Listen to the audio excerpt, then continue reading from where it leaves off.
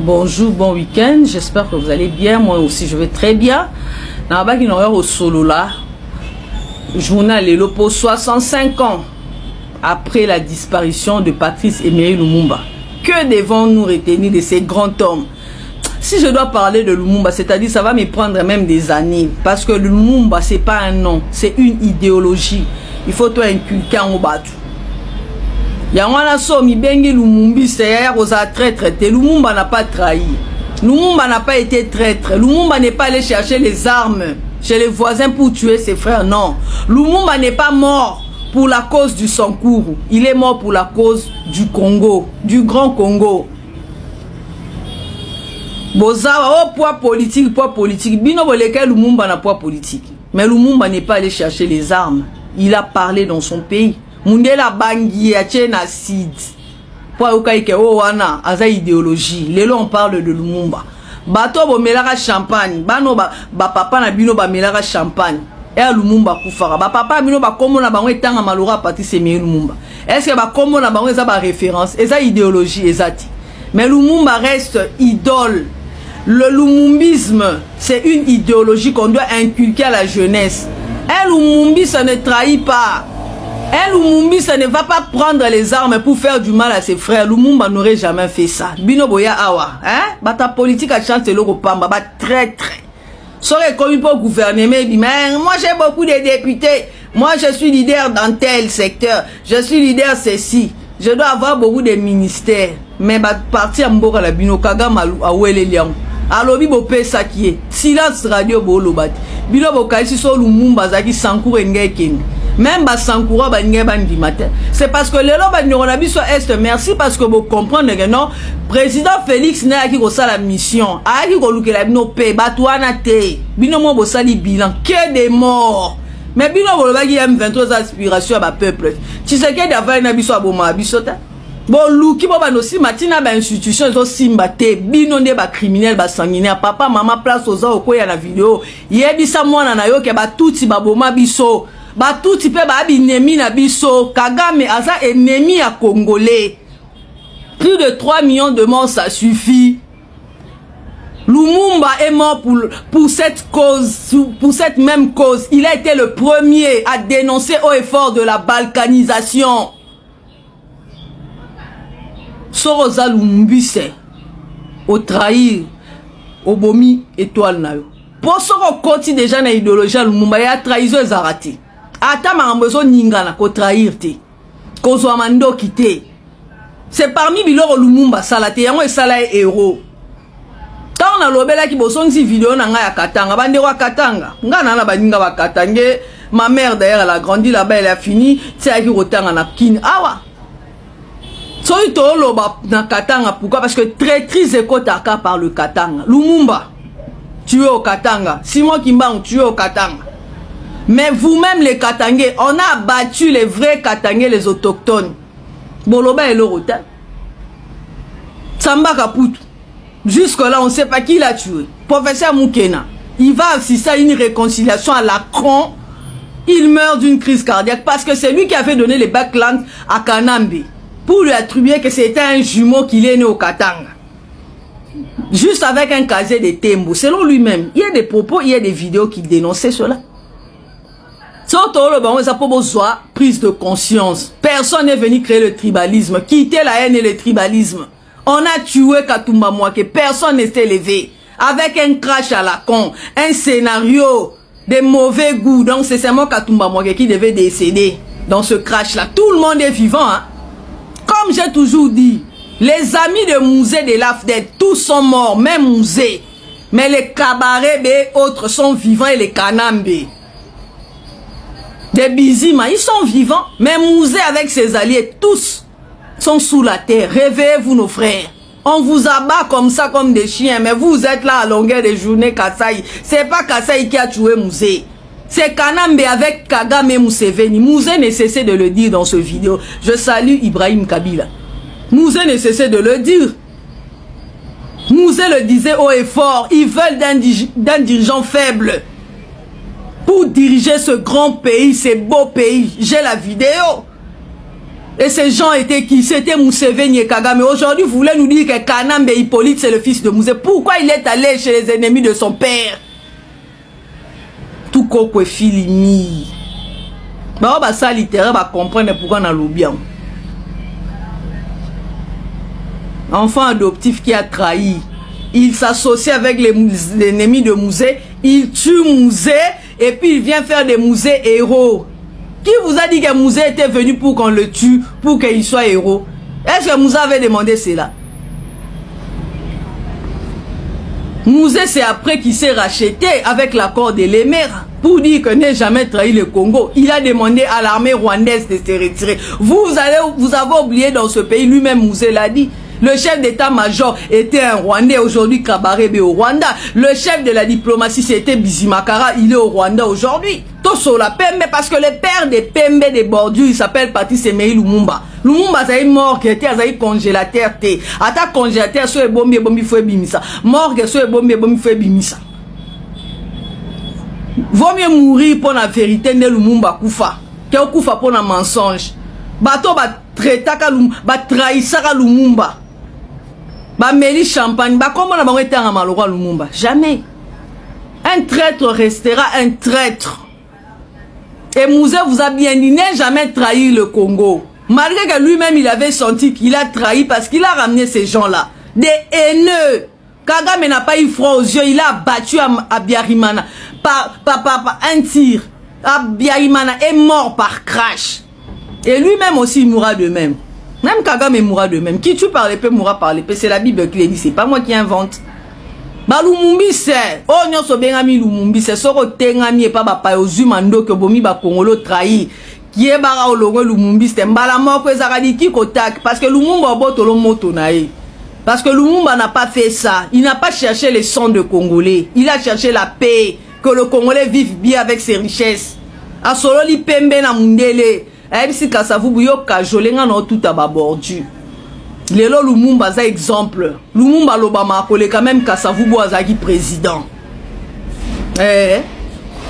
Ba université Patrice Emery Lumumba za kili ba boulevard. Mais par rapport à Kasavubu, Kasavubu to honoré ka awa local, Lumumba international. Siko ba traître o bino bozala kana bo melaka champagne pour Lumumba kufa bino mope bo kufa mais ba kombo na bino ba na bino nde bazo forcer mke no mona kana politique ba oya pe na ba NK o bino ba papa bozaka na contre Lumumba ba oyo kanati ba aussi la kaka parce que oza 2026 année justice en Zambie. Ce n'est pas nous, ce n'est pas le président Félix, c'est la justice divine. Un vrai Congolais ne peut pas prendre les armes. Etienne Tshisekedi n'a pas fait ça. Bon, mon qui est place à Guéner, il n'y a pas un poids politique. Etienne Tshisekedi pas aux mandots. Parce que ces gens-là, na ba province na bango, kuna oya ko maté bango te, oya ko diriger bango te, ne ba ni on a vu ça, c'est même nos frères de Katanga. Kanambe s'associe avec les ennemis de Mouzé, Babomi Mouzé, Abimise Ebino Mouzéro, Azui Beurre, Alatisi Edi Kapens, qui est un vrai Katangé par rapport à lui. Le professeur Moukena l'a dit, Kanambe a demandé un backland qui naît au Katanga. Moutassa yé Moukolo, mais beaucoup de Sénaba. Oh, il est né à Ewabora. Quand est-ce que Kanambe est né à Ewabora? C'était faux. C'est pas un Congolais, papa Moukungoubi l'a dit, c'est un Rwandais, c'est un Tutsi. Nos frères les Katangais, à moins qu'ils osent la Katangais les mauvaises qualités, mais les Katangais de bonnes qualités, vous savez ce que je dis. On tue Mouzé, on prend la charge, on remet un Katangais, un vrai Katangais. Dites-moi, est-ce que Edi Kapen, le colonel, le général, pardon, papa Edi Kapen pouvait prendre l'arme à battre Mouzé? Tout sur la Pembe. Est-ce que papa Edi Kapen pouvait tuer Mouzé? C'est faux! Mais on a laissé croupir 20 ans en prison, aucun Katangais ne s'est levé. Vous êtes là, Kassaï, mais c'est un Kassaï qui est venu dire que non, papa dit qu'appelle n'est rien. Papa, va dehors, va vaquer à tes occupations, tu es innocent. Pendant que les gens qui ont tué Mouzé sont libres. Vous les acclamez même, Bozo Zelabamba ya Katanga. Mais baron de Baboma Mouzé, ça c'est insulter même la mémoire de Mouzé. Mes chers frères Katangais qui sont du côté de Kanambi là-bas. Moi je ne dis pas tout le monde, ceux qui sont avec les Nanga. Ça c'est insulter la mémoire de Mouzé. Mouzé aussi était un Lumumbi, c'est lui-même, il a dit n'est jamais trahi. Après, il s'est ressaisi. Qu'est-ce qu'ils ont fait? Ils ont abattu Mouzé. Et ils prennent la charge pour donner un Katangais que c'est celui qui avait tué. C'est faux! Yaya, Lelo za mukwa Lumumba. Lumumba aza idéologie congolais. So za Lumumbiste ko trahir te. Bon, des patrons de bordure, il s'appelle Patrice Emery Lumumba. Patron ya bordure na vérité. Alors ba otete la ke mafumbe. C'est-à-dire moi na mutete la za mumbute. Lumumba ebisa mindele bongo. Grâce à vous yozo kajole kuna Lumumba beti ba bordure. Lelo Lumumba za plus célébré. Omoni ba boma me ba célébrer pour ba ebike o wana. Aza mystique. Yepe mukishi mususu yewan. Namoni batu musuko tunanga madame tomoni yo lobi na réseaux sociaux professeur muke na loba onenge ba pesa kanambi bakombo.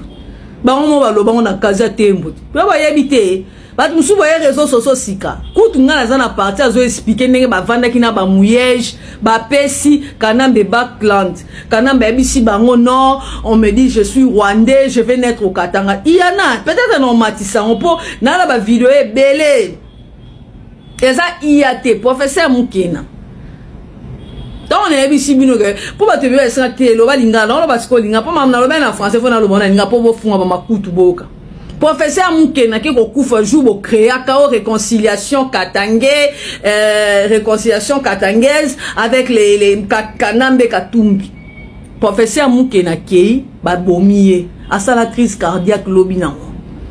Ba réconciliation or professeur Mukena il fallait à la prudent parce que yé mutasa lobaki que non ba pesa Kanambe kombo Biena ba mouyej, ba gouverneur nyonso ba zaïwana. Il avait donné des explications. Il y a la vidéo. Il a même dit ça. Joseph ne peut pas contredire ça. Il y a ba lobela bino wap. Ah, ba lobela bino te po bino bo ba nani. Toza na kao lelo na mboka o ba congolais ba koufi plus de 3 millions de morts.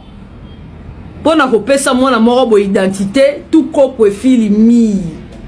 De l'autre souffrir ba nona so na ese ba souffrir nga za muninga kufa na zema 7 mois ba betie masati akufi na mwana so bino bo ngo fungola ba makutu te biso to yesi no bo fungola nga kenda na luka na ba tu basa ni mona WhatsApp otinela pour nga ba vidéo ça na sebo matsila baba kyungu ye mo lobie nous les Katangais nous avons eu 22 ans de faire du Katanga les paradis terrestres. Regardez un faux Katangais comme Katumbi, un faux Katangais comme Kanambe. Chacun vient, il vole, ils vendent la Gécamine, ils sont allés construire dans leurs pays respectifs. L'autre en Zambie, l'autre il est rentré chez lui à Kigali, il va encore là-bas en Tanzanie, là où il a grandi. C'est là où ils ont fait fortune. Mais on pose la question à Kanambe, pourquoi le pays n'est pas construit? Je n'ai pas eu 15 mois collaborateur. Ça c'est insulter tout un peuple. Donc tous ces collaborateurs, il y avait personne d'intelligent. Atabinomo. Allez, bon, il y a la bino sous souvent les Congo. Bon, quel sous le roi qui voulait souvent les Congos les cigales. Ils préfèrent construire. Bino Bobamba, président Félix Mabamba. Président Félix avant d'arrêter ko maréchal Mobutu Atika Bongisa. Il y a ça dans le domaine. Aïna qui ça bête so kingakati. Ana GLM. Là ça zone na GLM ane ça lupang na bon. Et ça lupang Kanambe. Place à goton la kingakati kuna bodi ba tu combien boto la ba mapang. Bila boye bien monté. Est-ce que président Félix ça y a boto il opang amu. Mongalie ma ça qui abandonné aya so Bongisi. Place ba siège institution maréchal à Tchèque aya Bongisi a sali en OP place na Rovanda. Bon mon n'est pas sa tongi villa. Mais bino botongi ba domaine na ba upemba na ba kashamata botongi na ba goma partout même na Congo central ba zoé ba zaina ba domaine minene mais Congo etonga mite ba tout na ba botongi Congo te ba solo ba on a je n'ai pas eu 15 bons collaborateurs et tu vois ces papas ici soi-disant les professeurs d'université on vous dénude un illettré venait avec des bottes en caoutchouc oh bo pesier même ba combo papa Mukena tolo ba c'est un professeur c'est un professeur Mukena. Mais un illettré qui vient vous lui attribuer tout, il vous juge en disant non, je n'ai pas eu 15 bons collaborateurs parce que lui il était trop intelligent par rapport aux autres. Toi sur la peine, mais toi les 17 mai jour à patron des bordures et des vérités. Patrice Emery Lumumba. Mukolonae. J'ai vu certains, une personne me dit oh madame ceci c'est la papa. Bon dit ma que vous avez fait faillite. Moi, je vous ai posé la question. Allez demander au général Edi Kapen, est-ce que c'est lui qui avait pris l'arme pour abattre Mouzé? Mais pourquoi on va l'inculper dans quelque chose qu'il ne sait pas? 20 ans. Bino botere matin, bino bakata. Nye bolobela papa Edi Kapen. Qui s'est soulevé pour soutenir Edi Kapen en prison? Personne. Bozara Kassaï na tongo, Kassaï na midi. Mais Edi Kapen dit 20 ans, le pauvre monsieur. Innocent qu'il était. Vous pensez que papa Edi Kapen pouvait prendre l'arme pour abattre Mouzé? Boni. Tout sur la pembe, c'est ça mon cola Lumumba. Papa Edi Kapen pouvait tuer Mouzé. C'est faux. Kanambe est en train d'éliminer des Katangais, des vrais Katangais, les autochtones. Il est en train de remplacer par les Katangais de procuration venus de la Zambie, venus de Kigali, parce qu'ils parlent Swahili. Maintenant, ils sont Katangais. Mais pendant que le professeur Moukena décède, personne n'a parlé. Le professeur Sambaka, professeur, même papa Katumba Mwake. Soto zolo bela pour na bino. Biloko ana esa mana katanga na ba province mususu esa la maté. Cette bêtise là ça passera plus. Boke no mekano ça na na bandundu kuda. Ba ki na ba mobondo na ba, boki ba mobondo na ba onde bazozo ya ba. Bino si ba mona na bandundu ba papa ni machette. Biso maman machette to yebita. Le sang est venu de Kigali. En RDC, nous ne connaissons pas cette culture du sang. Nous sommes accueillants. Toyamba batu nyonso.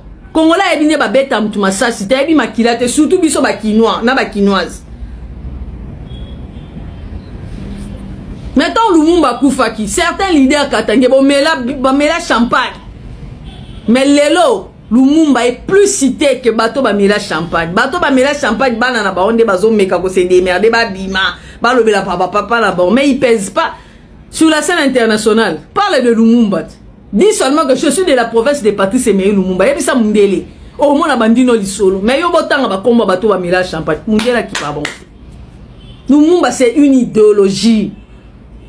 Soto lobi bongo eza parce que photo sungana. Il faut pas traîtriser Outaka na Katanga. Nous avons perdu un grand prophète, Simon Kimbangu. Il est mort où? Seulement là-bas.